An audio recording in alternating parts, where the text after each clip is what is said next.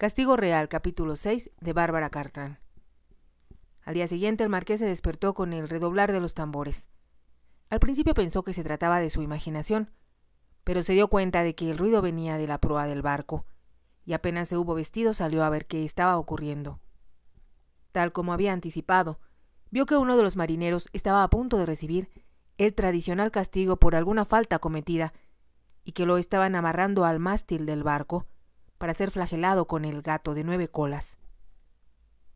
El marqués sabía que las ofensas que se castigaban con la flagelación eran el robo, el emborracharse, la insolencia con los superiores, el dormirse durante las guardias y la desobediencia.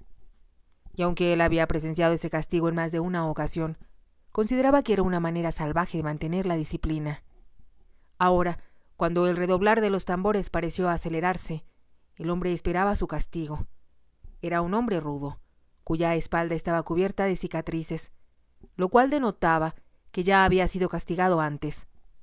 El látigo descendió, y el ruido de los tambores aumentó de volumen para ahogar los gritos de la víctima. Cuando la sangre comenzó a brotar, el marqués se retiró. Era algo que no tenía ningún deseo de presenciar, pero al volverse se dio cuenta de que no estaba solo en la cubierta superior. Sin que él lo advirtiera, alguien más había llegado. Era Ágata, y cuando la vio desaparecer corriendo, comprendió que aquello era algo que ella jamás debió haber visto. Ningún capitán con un poco de tacto hubiera flagelado a un hombre a bordo de un barco en el que viajaban varias mujeres, sobre todo a alguien de la importancia de Ágata. Cuando llegó al pasillo que conducía al camarote, el marqués supuso que Ágata se habría retirado al suyo. Pero al pasar junto a su puerta vio que ésta estaba abierta y que, adentro, Greta arreglaba la cama.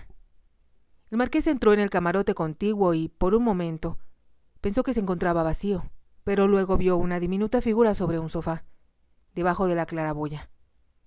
Él cerró la puerta tras sí, y al acercarse hacia Ágata vio que ocultaba el rostro en un cojín. Tenía las manos sobre los oídos, para no escuchar el redoblar de los tambores y los gritos de la víctima. Cuando llegó junto a ella notó que temblaba y, sentándose en el extremo del sofá, le dijo en voz baja: «Siento mucho, Lady Ágata, que haya visto algo que nunca debió presenciar. ¿Cómo pueden hacer algo tan bárbaro y tan cruel? Es el castigo tradicional en todos los barcos de la marina, incluyendo la nuestra». Respondió el marqués: «Pero me alegra poder decirle que existe una corriente muy fuerte en contra de esto y que, en el Parlamento, se discute su posible abolición. Es algo perverso». El marqués escuchó y después dijo: «Todo terminó, ya no puede escuchar los tambores y me parece que fueron solo 12 latigazos, lo cual es una sentencia leve». «¿Cómo puede ser leve cualquier cosa relacionada con ese terrible látigo?», preguntó Ágata en un susurro. Apartó las manos de sus oídos y se volvió hacia él. El marqués pudo ver que estaba muy pálida y que sus ojos reflejaban un gran terror. «Hablaré con el capitán», dijo él, «y me aseguraré de que esto no vuelva a suceder, al menos mientras usted esté a bordo». Hubo una pausa y después Ágata dijo, con una voz tan baja que él casi no pudo escucharla: «Dijeron que eso es lo que le gusta al príncipe». «¿Quién dijo eso?», preguntó él con energía. «Escuché a 2 camareros que hablaban», explicó Ágata, «pero no sabía de qué se trataba y por eso subí a cubierta a investigar». El marqués contuvo la respiración y se preguntó qué habría escuchado ella. Después de lo que Lord Toddington le había dicho, estaba seguro de que el príncipe no solo satisfacía sus gustos eróticos fuera de su país, sino también en Balutic. Y era seguro que allí lo conocían muy bien. Pero no podía aceptar que Ágata, como esposa de su Alteza Real, tuviera que enterarse de los desagradables hábitos de su consorte, y estaba seguro de que el príncipe no la golpearía a ella. Se preguntó a sí mismo, sin embargo, si realmente estaba seguro de eso, y al ver el pálido rostro de Ágata, sus asustados ojos y sus manos temblorosas, sintió el deseo, casi irresistible, de ordenarle al capitán que diera vuelta y los llevara de regreso a Inglaterra. Pero sabía que eso no solo era imposible, sino que provocaría un problema diplomático tan grande que a él lo exiliarían de por vida. Poniéndose de pie, el marqués se acercó a una claraboya para contemplar las azules aguas del Mediterráneo y el sol dorado en el horizonte. «¿Qué puedo hacer?», se preguntó. «¿Qué diablos puedo hacer?». Entonces escuchó a Ágata que decía a sus espaldas: «Supongo que debe pensar que me estoy comportando muy mal, y sé que los miembros de la realeza no demuestran sus sentimientos, pase lo que pase, pero yo no puedo soportar la crueldad». «Tampoco yo», respondió el marqués. Ahora Ágata ya se había incorporado y se encontraba sentada en un extremo del sofá. Él atravesó el camarote y fue a sentarse junto a ella. «Escúcheme, Lady Ágata», dijo. «Sé que esta ha sido una impresión muy fuerte y algo que, como ya dije, no debió ver, pero espero que tratará de olvidarlo. En su nueva vida descubrirá que la disciplina de los alemanes es muy estricta». «Pueden ser muy estrictos», respondió Ágata, «pero no se debe disfrutar con el sufrimiento de otro hombre, aun en el caso de que éste se lo merezca». El marqués comprendió que Ágata estaba pensando en lo que había oído decir a los camareros. Se dijo que era muy poco afortunado que ellos no supieran que su futura princesa entendía su idioma, y se propuso de inmediato dar a conocer a todos a bordo las grandes dotes lingüísticas de ella. «Estoy seguro», dijo él, «que el príncipe, como la mayoría de los alemanes, desea la perfección en todo lo que lo rodea, y no le gusta que a un hombre no se le castigue cuando lo merece». El marqués se dio cuenta de que Ágata no estaba convencida, y se preguntó qué más habría escuchado de labios de los camareros. Hablando con ímpetu, pues se sentía molesto, exclamó: «Olvídelo. Estas cosas no deben de preocuparle. Y cuando reine sobre Baluti, que estoy seguro de que su labor consistirá en vigilar que los hospitales funcionen bien, que todos los niños tengan una buena educación, y que las mujeres con problemas puedan acudir a usted a resolverlos». «¿Y cree usted que el príncipe me permitirá ayudar?», preguntó Ágata. «Como es tan viejo, dudo que preste atención a cualquier cosa que yo pueda decir. No tiene objeto anticipar cosas que probablemente no sucederán. Un hombre con una esposa tan bonita como usted, si es inteligente, le hará caso y tratará de complacerla». Como si no pudiera soportar aquella conversación por más tiempo, el marqués salió del camarote dejando sola a Ágata. Por un momento, ella se quedó mirando la puerta cerrada y se preguntó por qué él habría salido con tanta premura. Entonces se dijo a sí misma: «Tan bonita como usted». Así que después de todo, él la admiraba, y de pronto, aunque pareciera extraordinario, dejó de temblar, pensando que el sol inundaba hasta el último rincón del camarote. Ya no ocurrieron más incidentes molestos mientras navegaban hacia Nápoles, y el capitán le dijo al marqués: «Debo pedir disculpas a milord por habernos desviado tanto de nuestra ruta, pero el daño que tratamos de reparar en Gibraltar era mayor de lo que esperábamos. Tendremos que llegar a Nápoles para terminar la reparación, antes de poder continuar a toda máquina hacia donde la escolta de milady nos estará esperando». «Creo que la respuesta es que tendremos que esperar», contestó el marqués con una sonrisa. «Estoy seguro, capitán, de que su barco es más importante que cualquier otra cosa». «Estaba seguro de que comprendería, milord». El capitán suspiró y añadió: «Dudo que su Alteza Real lo entienda también. Habla de él como si fuera un hombre muy severo».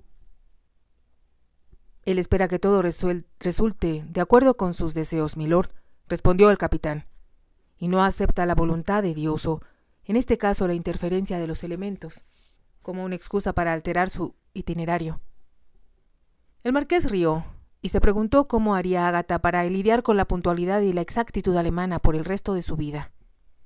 Para entonces ella ya le había hablado de Swallow, y como el marqués tenía a su vez muchos caballos propios que significaban mucho para él, comprendió lo duro que había sido para ella dejar atrás a su caballo. «Sé que los palafreneros del castillo lo cuidarán como siempre lo han hecho», dijo ella, «pero él no comprenderá por qué no regreso. Y yo pienso que los caballos son como nosotros. Cuando quieren a alguien, jamás lo olvidan». «Estoy seguro de ello», asintió el marqués. «Swallow me quiere tanto como yo a él», respondió Ágata, «como estoy segura de que jamás querré a nadie». El marqués sabía que Ágata hablaba con el corazón y pensó que, siendo tan hermosa, muchos hombres en los años venideros se enamorarían de ella. «Y por supuesto, ella también se enamorará», se dijo. Pero cuando pensó un poco sobre el asunto, se dio cuenta de que ella no era como las demás mujeres que él había conocido, quienes aceptaban un amante tras otro, hasta que aquello constituía el principal atractivo de sus vidas. Él siempre había considerado sus amoríos como una manera entretenida y agradable de pasar el tiempo, aunque algunas veces terminaba en llanto, pero casi siempre era un bonito episodio para recordar. Se preguntó si ese sería el verdadero amor, aquel que los poetas, los pintores y los músicos inmortalizaban. Pensándolo bien, ese era un amor que él nunca había conocido, pero en el cual creyó muchos años atrás, cuando era joven e idealista, para suponer que la mujer amada era su otra mitad. La desilusión que había sufrido era algo que jamás había podido olvidar. Ahora no podía evitar pensar que quizá Ágata fuera en cierto modo como era él cuando tenía su misma edad. Trataba de alcanzar un horizonte distante y creyendo que, por algún milagro, sus sueños se convertirían en realidad. Pero, como todas las mujeres, tendrá que conformarse con conseguir un buen partido, se dijo. Y sin embargo, al ver a Ágata paseándose por la cubierta, saludando con una sonrisa y una palabra amable a cada marinero que encontraba, comprendió que para ella, descubrir el amor carnal de manos de un hombre como el príncipe Frederick sería un impacto aún más devastador del que había sufrido al presenciar el castigo del marino. Nada puedo hacer al respecto, así que no voy a pensar más en eso, reflexionó el marqués. Pero por primera vez en su vida no pudo controlar sus pensamientos, y para evitar que aquellos lo perturbaran, procuró pasar el menor tiempo posible en la compañía de Ágata. A causa de ello, 2 días antes de llegar a Nápoles, a él le pareció que ella lo miraba con reproche al entrar en el salón. Con todos allí presentes no había oportunidad de que hablaran en la intimidad, y tan pronto como la comida terminó, él buscó un pretexto para subir a cubierta. Nápoles se veía muy hermoso, a pesar de la evidente pobreza de la mayoría de sus habitantes. Cuando entraron en la bahía, el marqués encontró a Ágata parada junto a él, y ella le dijo en voz baja: «La última vez que estuve aquí, papá me hizo apreciar la luminosidad de la luz que es diferente a la de cualquier otra parte del mundo. Me contó cómo los griegos lo habían descubierto, mucho antes que los romanos». «Veo que ha leído bastante, Lady Ágata», contestó el marqués. «Ojalá fueran cierto, pues aún hay mucho que deseo conocer y mucho que aprender. Creo que todos pensamos lo mismo cuando tenemos una buena educación. ¿Usted piensa así?» «Por supuesto. Soy consciente de que hay muchos temas sobre los cuales soy muy ignorante, o que conozco solo lo suficiente para comprender que debo aprender mucho más». Ella rió, y al hacerlo estaba tan encantadora que el marqués pensó que el hombre que le enseñara acerca del amor iba a tener una tarea fascinante. Entonces recordó que el príncipe era alemán y que por lo tanto no podía tener ni la sensibilidad ni el arte de los franceses. «Estoy generalizando y eso siempre es un error», se dijo. «Y de seguro el príncipe, a su edad, debe ya saber que deberá acercarse a Lady Ágata con delicadeza, pensando más en ella que en sí mismo». Pero las palabras de Lord Todington daban vueltas en su mente y, para cambiar de tema, le señaló el Vesubio a Ágata. Hablaron sobre la erupción que había enterrado a Pompeya y a Herculano, y sobre las interesantes excavaciones iniciadas recientemente. Como la baronesa no tenía deseos de abandonar el barco, Ágata no hizo el menor intento de bajar a tierra. Se sentó en cubierta y se dedicó a contemplar la extraordinaria vista.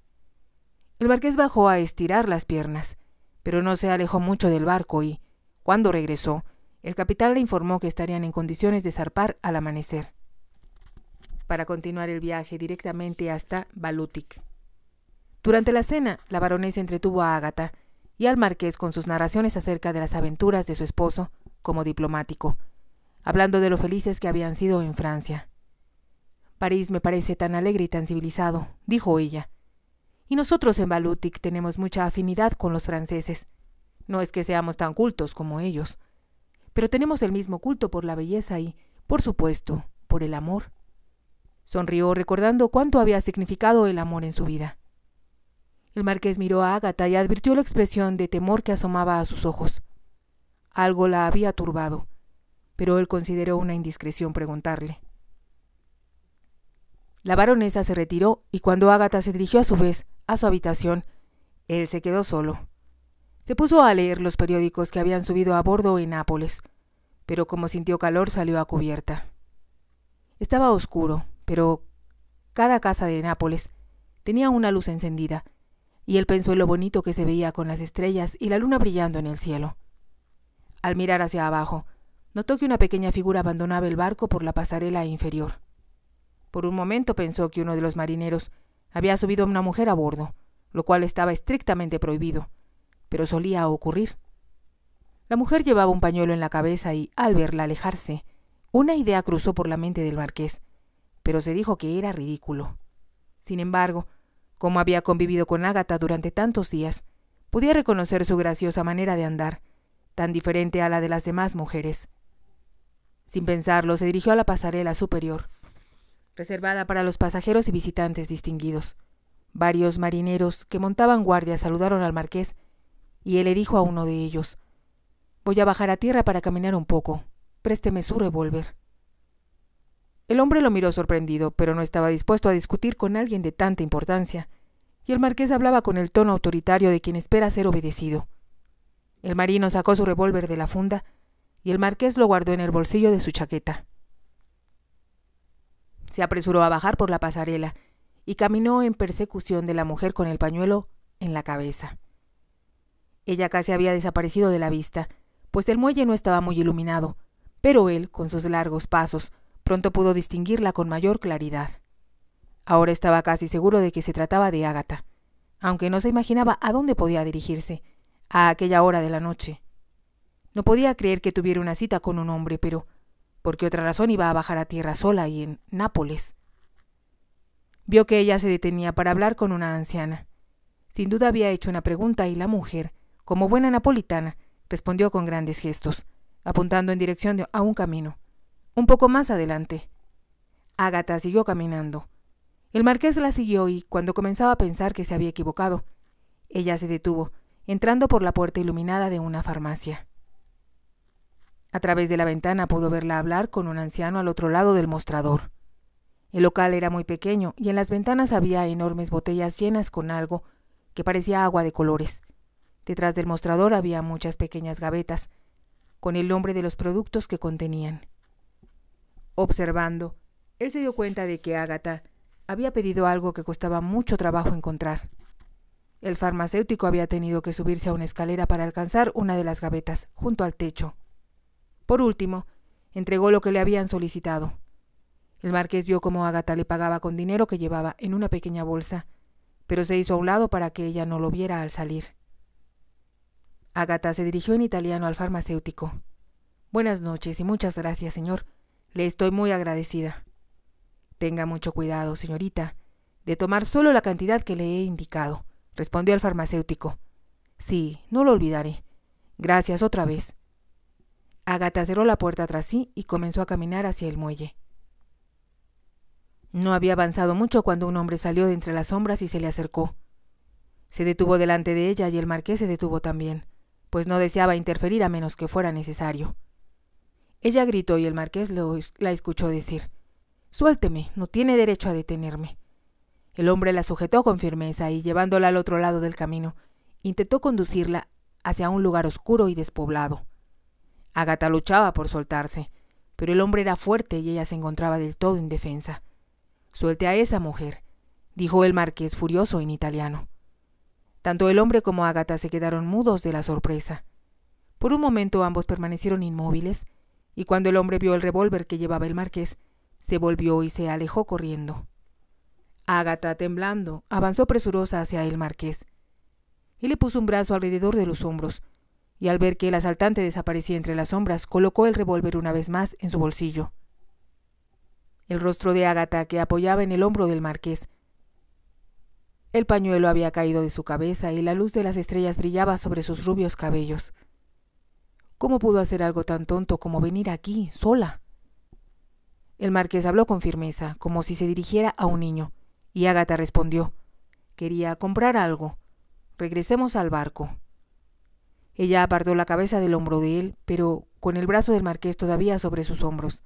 Caminaron lentamente, manteniéndose en el centro del camino para evitar las sombras de la noche. «¿Qué fue lo que compró?», preguntó él por fin. Hubo un silencio y después de un momento Ágata respondió: No puedo decírselo. ¿Por qué no? Usted se disgustará conmigo. ¿Le importaría si lo hiciera? Pensará que soy muy cobarde.